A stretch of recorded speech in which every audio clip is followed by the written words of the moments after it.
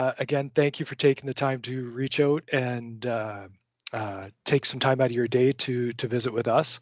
Today, we want to talk about Microsoft 365, which is the evolution of Office 365, which most of us have been using for several years now. And with me today is Mitchell Wengreniuk from Microsoft to talk with us about the product as well. And so with that, we will get started, and I will turn it over to Mitchell to start. Go ahead, Mitchell. Welcome. Awesome. Thanks, Jason. So today we're going to be talking a little bit about the difference between Office 365, your go-to that everyone knows and loves, and M365. So it's always best to start off with the story so you guys can understand it from a conceptual standpoint. So I always like to start off with the kids. I personally don't have kids, but I know a lot of people attending have kids, and it's a good way to put an example into your mind so you can understand it. Kids today are given so many different opportunities to learn, and especially now with COVID-19, all of them being home, they need devices to learn. That's being on their computers, that's using iPads, that's being on their phones. They go on those to play games, to sometimes chat with friends if they're a little bit older, to search the web, to learn about things, watch Twitch and YouTube and streaming and stuff. But the overarching question is, are you as parents required to, A, provide your children with the knowledge to teach them about, we don't click on these types of links to make sure that we don't download viruses. We don't go to these websites because they're harmful for us and they're not good for our eyes to see. We don't go on during these hours because that's too much screen time and we shouldn't be allotting that to ourselves. Is it our responsibility as parents to put those implementations into place? Or is it our responsibility to outline them and help them by putting website blockers, not allowing certain websites to be opened, by not allowing the kids to go on during certain hours, limiting their screen time so that they're going outside and getting some creativity time and some physical workout time and stuff like that? Where does sort of the boundary lies? And that's sort of where we see it when we deal with Office 365 to M365. Some of the standpoint is, yes, we need to empower our employees to know, don't click on these harmful links. Don't share out this information with the end clients. That's public or that's private information that we need to keep. Some of it also relies on you as the organization. You need to protect your data from errors that may happen by your employees or by accident, or harmful people who are trying to enter your organization. It's sort of a give and take aspect. And that's sort of what we're talking about today and how we sort of want to go about Office 365 versus M365. So moving forward, Office 365 is your go-to Microsoft cloud-hosted applications that you know and love. Some of you use it on your desktop, some of you use both the cloud and the desktop versions, but it's what you know and love. This is where you have your Word, Excel, PowerPoint, your Outlook, OneDrive, SharePoint, and now Microsoft Teams, which lots of you are either using, and that sort of allowed your organizations to work from home and collaborate, or some of you are starting to get into and are going to learn more a little bit about as we sort of have to work from home due to this work from home environment that we now have with COVID-19. So moving forward, Office 365, Microsoft calls it a secure platform, and it is secure. It's hosted in Microsoft's public cloud, and we know that no one's going to be entering your application through your Microsoft Word or anything like that, but we can't protect you from endpoint standpoints, and that's sort of where we see this shifting landscape.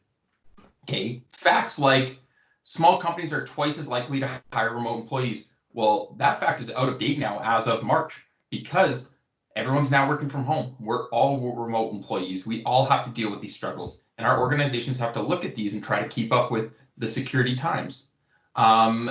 Six times as many small businesses agree that dynamic team structures will become the norm. That's 100% what we're dealing with today. That's 100% of companies. It's not 6 times anymore. So these are things that we're now forced to think about today rather than thinking about things for our organization to do in the future. And even more so, small businesses are forced with the challenge of it. Large enterprise organizations, they have more disposable income to be able to put them forth to get security standards and to update their security systems. Small businesses, you have less disposable income to be able to pay for a large implementation. So we need to think about these things in a way that is cost effective, but also keeping our data centers secure, for our information secure. So the fact that 58% of breaches took place in small businesses, that's scary. That's Alberta. Alberta is run on small businesses. And all of Western Canada actually has a lot of SMB business that we need to make sure we're looking out for. The fact that $120,000 for an average cost of an SMB data breach, that blows my mind. That's something that we just can't sit back and watch anymore. And we need to start thinking about it proactively. And M365 is our way of thinking about it proactively. So just sort of talking about the modern workplace vision, right? Lots of our employees, they like going into the office. They like sitting there from 9 till 5, getting their work done, and then going home and being detached from work. And I understand that. And we still need to look out for those employees. But more and more as we see a changing workplace dynamic, we see more people wanting to go work in a coffee shop to be able to be productive from there. Work from home on certain days when their kids are maybe home, as we're home with COVID and we need that flexibility to work from home. People are out working in going to the airport and they're flying to Vancouver. They can't work from within the office. We need to allow for this sort of modern workplace vision, and M365 sort of helps with that. So let me tell you a story. Microsoft runs us through a bunch of training when we start. We have to take all these different processes to learn about how to detect security hacks, how to detect phishing emails, how to check a link when you get it before you open it, stuff like that. We deal with all those different trainings. And I just started Microsoft. I went through all my training, so I was like, okay, awesome. And I finally received my remote access so that I could work outside of the Microsoft office. So I went and sat in a coffee shop, logged into my Starbucks Wi-Fi, used my VPN to protect myself, and everything was good. It was fine. I had a great work experience. I showed up to work on Monday, and I received an email that said that my Office 365 credentials had been hacked, and I needed to change my password. And I was like, oh my God, that's it. I'm done. My first week at Microsoft, and they're going to let me go. So I log in, change my password. I'm like, whew, protected myself luckily. And I fell for an internal phishing attempt. A notification went to my manager, letting them know that I fell for an internal phishing attempt, that I failed, and yada, yada, yada. And it was eye-opening. As much as we spend time training ourselves as employees and humans and technology, like we're technological advanced compared to our peers, we fall for these things. We make mistakes. And that's what we're here to talk about today, is not the time where you knew about something and you fixed it. We're talking about the times where a mistake was made, a security attempt happened, something that we can't control. And that's sort of where M365 in the modern workplace is helping Microsoft drive our partners and customers towards. So moving forward, I'm going to pass it off to Jaycen now to talk a little bit more about Microsoft 365 and what the differences are and how Solūt and Microsoft partner together to help give you guys a full-on solution for your working in remotely during these times. So go ahead, Jaycen. Thanks, Mitchell. It's an interesting story. You hadn't told me that one. And, we do internal phishing attempts at Solūt as well. And the point's valid. We catch our techs as well. It's not about necessarily how much you know or what your training is around technology, but it's how busy you are and how much you're paying attention in the moment. And these sorts of tools that if we can help prevent those security attempts from ever reaching us as end users, the better off we're all going to be. Okay, so with that said, what is Microsoft 365 business really? Well, it's an integrated set of tools that lie on top of the traditional Office 365 fundamentals that Mitchell outlined and we've all been using for the last several years, right? So they're meant to defend us against outside attacks, to protect our business data, and to manage our devices. So in the most simple steps, we're taking the existing Office 365 platform, and now we are looking to secure identity, and that's our credentials and our logins and everything around that. We are protecting the data from outside access from those that shouldn't have it. We're protecting the data from it leaving our organization, whether intentionally, without malice, but through mistakes of the wrong type of data leaving the organization. And we're looking to protect the devices that we utilize to access the data and to go through the different business processes that we all have, and then layer those three pillars together in all kinds of different aspects to come up with, unique security offerings for the individual business. So it gives us a lot of flexibility there. All right, now how do we do that? What are the things that get added on to our tenant that allow us to do these things with Microsoft 365 that we don't have in Office 365? First, we have Windows 10, either Pro or Enterprise, depending on the SKU of Microsoft 365 that we're subscribed to make sure that we have that fundamental platform to rely on. So for anybody that's listening that still has Windows 7 machines in production, this is one possible avenue to satisfy the licensing requirement and upgrade those machines to a more secure platform there. And then Windows 10 is designed to interact with all of these other components. So it is kind of the core piece or core starting point for all of this. Then we put in advanced threat protection, and there's multiple layers within that I'll talk about in a little bit. But this is where we leverage Microsoft's machine learning capabilities, their artificial intelligence capabilities into the platform to, again, protect the data both from the outside and from the inside out to make sure that we're managing the data appropriately.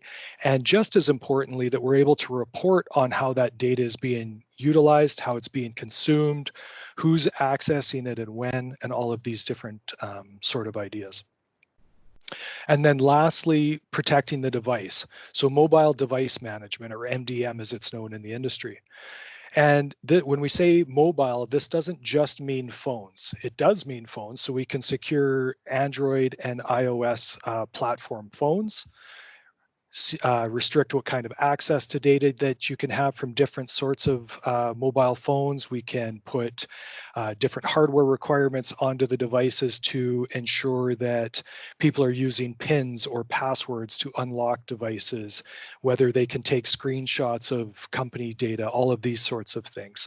But it also means managing the Windows 10 fleet of computers, both laptops and desktops. And again, being able to control what kind of data is accessed from these devices and from what locations, to make sure that things like drive encryption are enabled, so that if we lose a device and an unethical person gets a hold of that device, that they don't have free reign to access the data on it by just popping the hard drive out, and things like this. Okay, so in the following slides, I'm going to walk through some of the different areas that Microsoft 365 can help us with. This is not an exhaustive list by any stretch of the imagination. If it was, this would be a day-long course, not a 30 or 45-minute webinar. So one of the first pieces is, and we've been talking to you about through these webinar series and in our meetings with you for some time, about multi-factor authentication. We definitely want to multi-factor authenticate to gain access to the platform, just like we do with Office 365. So again, very quickly, that means that when I go to log in, I know a username and a password. I also have to have something. And we generally utilize the Microsoft Authenticator application for this piece, an app on your phone that when you go to log in prompts you, hey, we got a login attempt. Is this you? Yes or no? You click yes, and you're into the platform. You click no. The person that was trying to log in is blocked. You make a call to solūt, and we'll look further into where that request is coming from, but they have been blocked. But we can also do multi-factor authentication on Windows 10 computers as well. And here we can do this again with the Microsoft Authenticator app. We can leverage Windows Hello for Business as part of Microsoft 365, where we can either use a PIN code or biometrics such as fingerprint readers or facial recognition with cameras with devices that have those, as well as security keys, fobs, and other sorts of software tokens, right down to instant messaging and voice. One of the other aspects that we can do as we start to that we've authenticated to the system, then the next part is conditional access. And what that means is, what can I access, what data can I access? And some of the criteria that we can put upon it is, what data can I access from what location? Now, this could be as simple as we're not going to accept login credentials from anywhere but Canada or the United States. And if the login comes from anywhere else in the world, it's just instantly going to get dropped and disregarded by Microsoft. Or it could be, I'm in the corporate office, so I don't have to multi-factor authenticate anymore. But I take my laptop home, and now when I go to access the SharePoint site or the Microsoft Teams data or whatever it might be, I do have to authenticate. Or if I'm Mitchell and I'm working from Starbucks on a public Wi-Fi, I absolutely have to authenticate. Likewise, other criteria that we could use is if I'm on a corporately controlled device, I have access to this set of data. If I'm working on my home computer, maybe I can see the data, but I can't edit data anymore because IT and the organization don't have access to control the device to make sure that it's 100% compliant. Other criteria, making sure that antivirus is up to date, to make sure if you're accessing it from a mobile device like a smartphone, that it hasn't been a jailbroken phone, and that you're accessing it from Microsoft applications and not third-party applications. Again, these are all conversations that we'll have together, but making sure that the data is available to the right people at the right times, but under the right circumstances. All right. Defending against threats. So phishing has been a center point conversation for a long time because phishing attempts are up. Just as a side note, week before last, I read an article that said phishing attempts using COVID addresses and techniques to gain access to our systems through clicks and emails and such was up 4,000%. Since the COVID lockdown started. So these are coming at us faster than they've ever done. So one of the things that we put in place with Microsoft 365 is that Microsoft's machine learning and artificial intelligence will scan through the links in our emails before we even get a chance to click on them to detect if they're valid links or not. Not 100% foolproof, but again, one more layer to our security. Similarly, attachments, they will get scanned for malicious content and viruses and these sorts of things before they even become available to us in the email to click on. If you actually watch it happen in your inbox, you'll see the mail come in, you'll see the attachment, but it will say right in there that Microsoft is scanning it for sandbox analysis before it becomes available to us. We can enable anti-phishing policies, again, leveraging that machine learning to help protect us from these attempts coming from the outside. And then enable multi-factor authentication, again, in different aspects. And then leveraging the Windows 10 devices for advanced security components built into that, which we'll get into it a little more in the coming slides. All right. Now we want to talk a little bit about protecting the business data itself. So this is where I as a logged in user into Solūt, I have access to the data, but potentially I'm going to send it outside to somebody outside of the organization. But we've already deemed that certain types of information within our documents shouldn't leave the organization. So the Alberta government has some rules around this, as does the federal government with PIPA and PIPEDA, and what sort of data we should be sharing or not sharing outside of our organizations, things like credit cards and social insurance numbers. So as you can somewhat see in the screenshot there, if I attempt to share a Word document or an Excel document or whatever it is from within the organization outwards, and we put rules in place to block, say, credit card numbers, Microsoft's AI will recognize inside of the document that 9-digit or 12-digit code, whatever a credit card number is, but that it looks like it's a match for a credit card. And then depending on the rule set, either warn us to make sure to ask us if we are sure we want to send that outside of the organization, or outright block us and also to report back internally, both in the reporting, but as could be email alerts to other members of staff or management, letting them know that these sorts of things have gone on. Likewise, for sensitive labeled data, we can restrict the copying or saving of data. I mentioned earlier, along with conditional access, potentially inside of the organization, I can open up this document and I can edit it and I can save it and make a copy, whatever I want. But now I access it from outside of the organization and I can see it, but I can't make any of those edits. So again, helping us protect the data and protect ourselves from ourselves, frankly, to make sure that we're not making mistakes in the rush of the moment.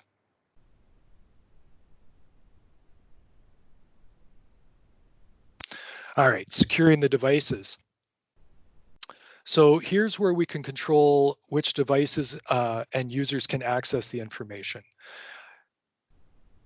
Especially right now, we've opened up our networks more than we've ever opened them before because of necessity due to our lockdown.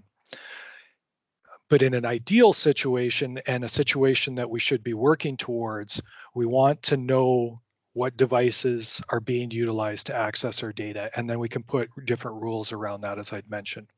So we could apply specific policies to protect the data and what's accessed from a mobile device, such as a phone, Android or iOS again, which apps they can be accessed from, in the event that somebody loses a device, or if your organization's got to bring your own device policy, so the majority of staff members are using their own devices, if they leave the company, we can securely and effectively remove the company applications and the company data without disturbing the rest of the phone, where traditionally we have the ability to wipe the phone, but that is just that. It is a wipe of the phone.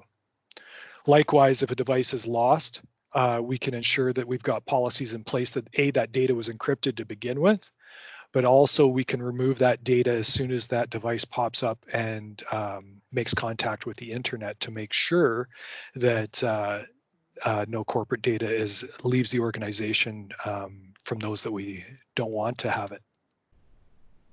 Right, and again, these sorts of policies and abilities extend to Windows 10 devices as well, and give us all sorts of flexibility into the settings that we can put upon them. Basically, if there's a setting within the device, we can likely control it through Microsoft 365 and set it up by individuals or by groups of users and or groups of devices.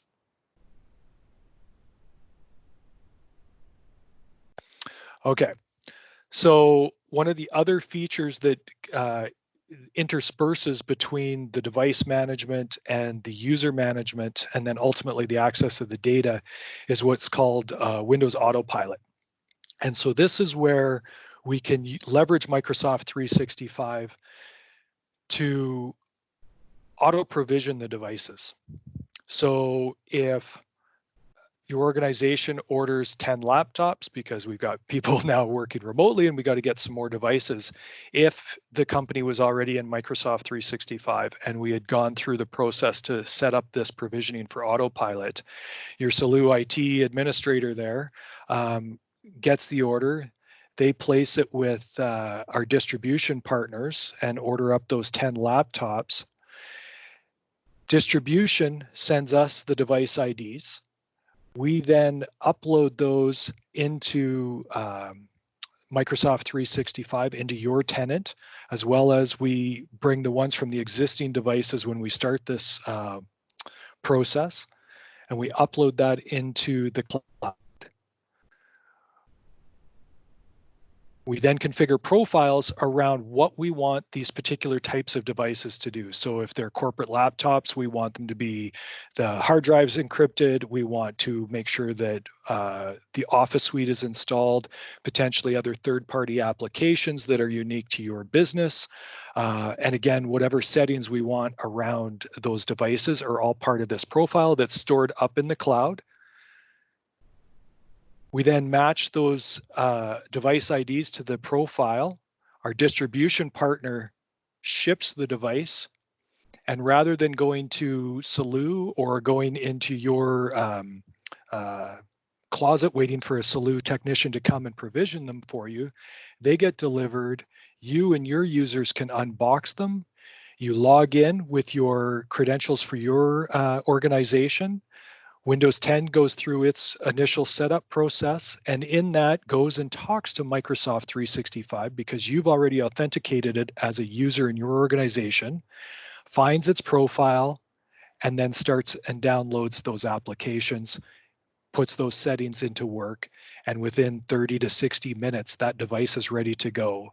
And none of us had to do anything other than process the orders. Of course, there's always work here to make sure that those profiles are up to date and doing all the things that meet your business needs. But a lot of the in-between work about from receiving those devices to having them ready and on your end users' desks goes away, and we can provision machines quicker and more cost effectively. Okay, so again, we talked about a series of different possibilities of what Microsoft 365 can do for us. What you see in front of you here is a comparison of Office 365 Business Premium, which is the somewhat default standard for our solūt clients that we've been deploying over the last couple of years, as well, and then Microsoft 365 Business, and then the higher level enterprise SKUs. I talked about 3 or 4 of the bullet points that you see that are available under the Microsoft 365 Business. There's still more things that are possible and more efficiencies that can be gained, more security that can be enabled and enacted. But again, I didn't want to turn this into a Microsoft 365 200 technical course. So we didn't go that deep on it.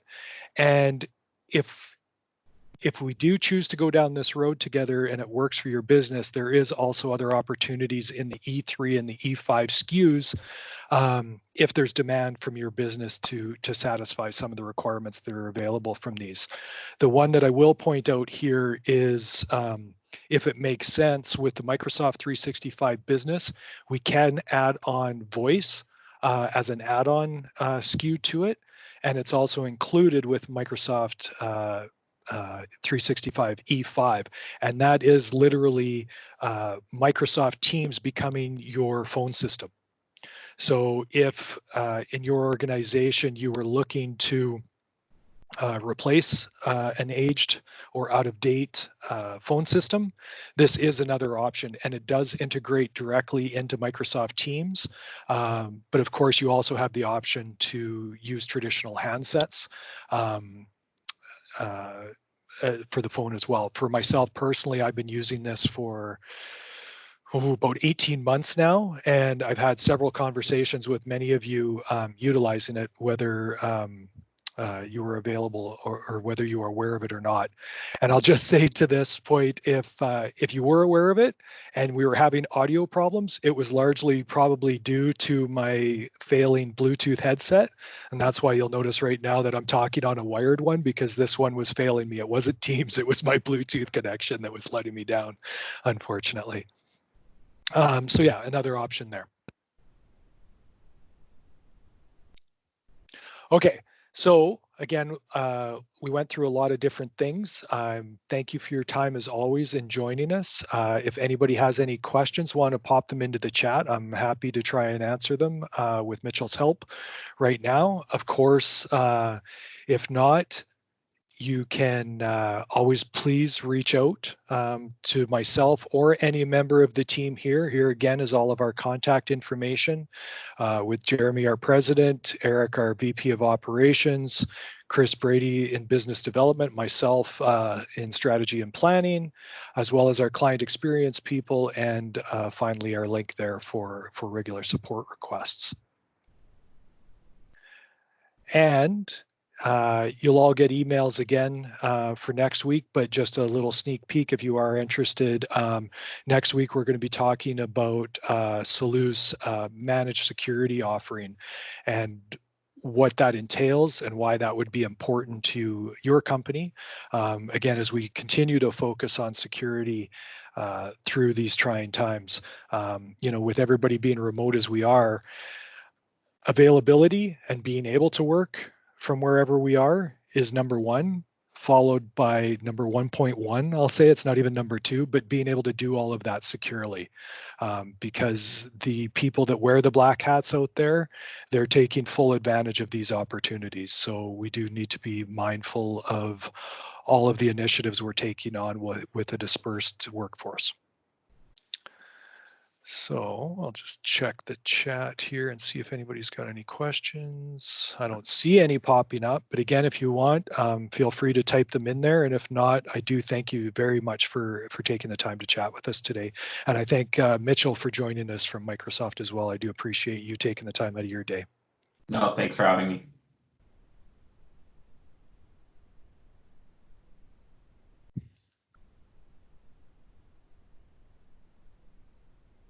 Yeah, so we do have the question. Yeah, we did record this as we always do, and we'll be distributing out the video to whoever asks for it. So if you do, reason you don't have to, I'll send you a copy.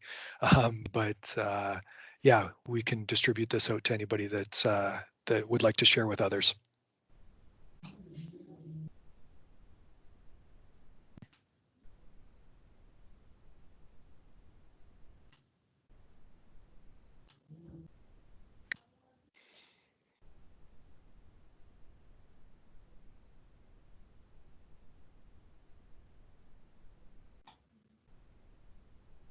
Anyone else? Any questions?